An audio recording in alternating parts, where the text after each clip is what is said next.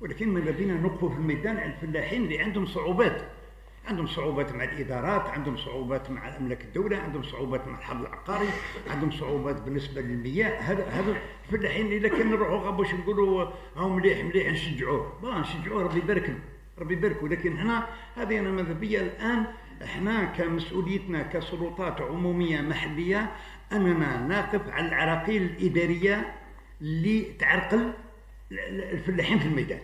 هذا هو شغلنا الاول. الجلسة التعليم هي جلسة خاصة بالحبوب.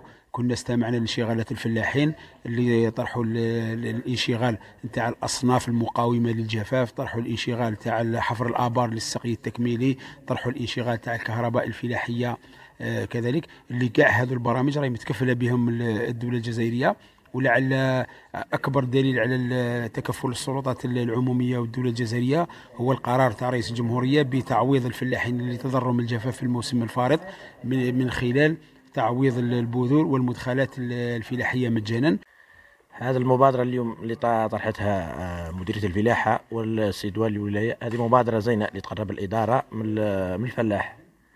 بهذه المبادرة نحفزوا الفلاحة تاعنا، يكون اقتصاد، ويكون على المشاكل تاع الفلاح تطرح على الإدارة. هذا شيء إيجابي هذا.